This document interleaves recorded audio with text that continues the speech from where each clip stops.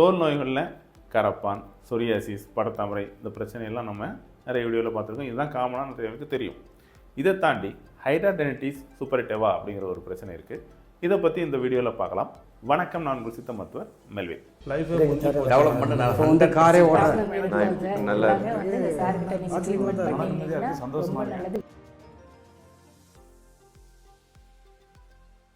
என்னடா நவீன மருத்துவத்தில் உள்ள ஒரு பேரை சொல்கிறானே அப்படின்னு சொல்லி உங்களுக்கு எல்லாம் ஒரு குழப்பமாக இருக்கலாம். இது சாதாரணமாக நம்ம சித்த மருத்துவத்தில் அக்கின்னு குறிப்பிடப்படுகிற ஒரு நோய் தான்.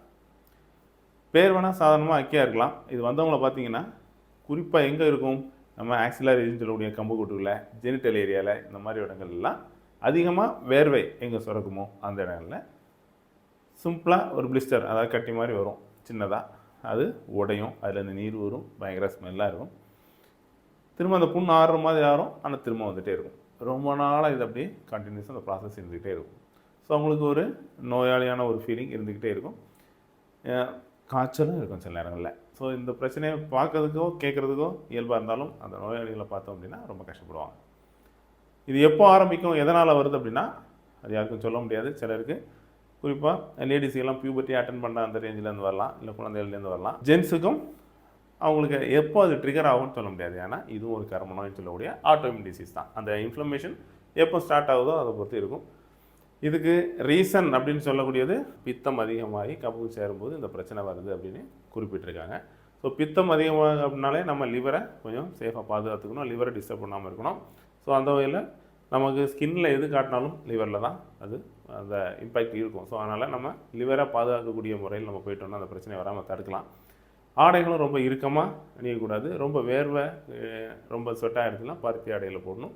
ரொம்ப டைட்டாக இருக்கக்கூடாது. குறிப்பாக இதுக்கு ரீசன் நிறைய பேர் நம்ம ஜென்ஸை பொறுத்த வரைக்கும் ஆக்சிலரி ரீஜன்லேயும் ஜெனிட்டல்லையும் நிறைய ஷேவ் பண்ணிகிட்டே இருப்பாங்க கண்டினியூஸாக. அது ஹைஜீனிக்காக இல்லாமல் எப்போ ஷேவ் பண்ணும்போது சில இன்ஃபெக்ஷன் பாஸ் ஆனாலும் இது வரலாம் அப்படின்னு கண்டுபிடிச்சிருக்கிறாங்க.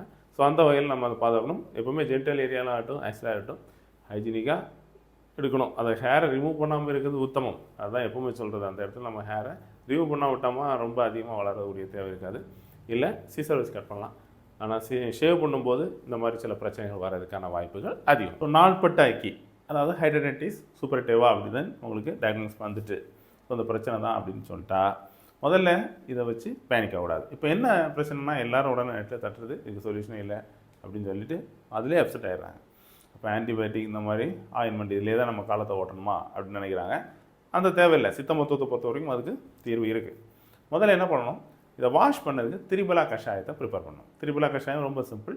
திரிபலா நம்ம சூர்ணமாக போடுறத விட கடுக்காய், நெல்லிக்காய், தாண்டிக்காய் இந்த மூணையுமே ஒரு 10 கிராம் வச்சு எடுங்க. நல்லா சதைச்சிட்டு கொஞ்சமாக தண்ணியில் விட்டு நல்லா கொதிக்க வச்சு அதை ஃபில்ட்ரு பண்ணி எடுக்கணும்.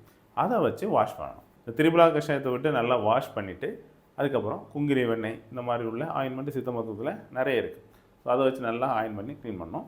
இன்டர்னலாக பரங்கிப்பட்ட சூர்ணம் இருக்குது, சிவனாரமதம் சூர்ணம் இருக்குது. ஸோ இந்த மாதிரியெல்லாம் நீங்கள் ப்ராப்பராக டயக்னோஸ் பண்ணி ஒரு சித்த மருத்துவம் வந்தீங்கன்னா அவங்க ப்ரிஸ்கிரைப் பண்ணுவாங்க. அதெல்லாம் எடுக்கும்போது ஒரு நல்ல ரிசல்ட் வரும். முதல்ல தேகத்தில் உள்ள அசுத்த ரத்தம் போக்கவே பண்பாய் மருந்துகளை புகுத்தே உள்ளே. இதுதான் சித்த மருத்துவருக்கு சித்தர்கள் சொல்லிக்கிற அறிவுரை. ஸோ அதுக்கேற்ற மாதிரி நம்ம கொஞ்சம் பத்தியமும் பார்த்து மருந்து எடுத்துட்டோம் அப்படின்னா இதுக்கு கண்டிப்பாக தீர்வு இருக்குது. பத்தியம் அப்படின்னு எடுத்துட்டோம்னா ஸ்கின் டிசீஸ்னாலே தெரியும். மீன், கருவாடு, கத்திரிக்காய் அறவே நீக்கணும் கொஞ்சம் காலத்துக்கு. அது கூடவே அலர்ஜி சப்ஸ்டன்ஸ் எதுவுமே உங்களுக்கு ஏதாவது இருந்ததுன்னா அதையும் எடுக்காமல் பாதுகாத்துக்கணும். பழங்களில் மாப்பழ வாழை இப்போதைக்கு எடுக்கக்கூடாது இந்த பிரச்சனை இருக்கும்போது. இதை தாண்டி இதில் டிஸ்டர்பன்ஸ் இருக்குன்னா நீங்கள் ஒரு மருத்துவரை அணுகுனீங்கன்னா அவங்க எல்லாமே கைட் பண்ணி கொடுப்பாங்க.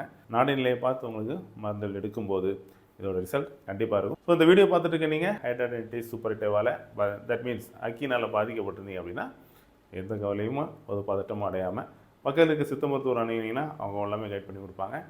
இல்லை ஆலோசனை தேவை அப்படின்னா ஸ்க்ரீனில் தெரிய நம்பருக்கு கால் பண்ணுங்கள். உங்களுக்கான ஆலோசனை கண்டிப்பாக கிடைக்கும்.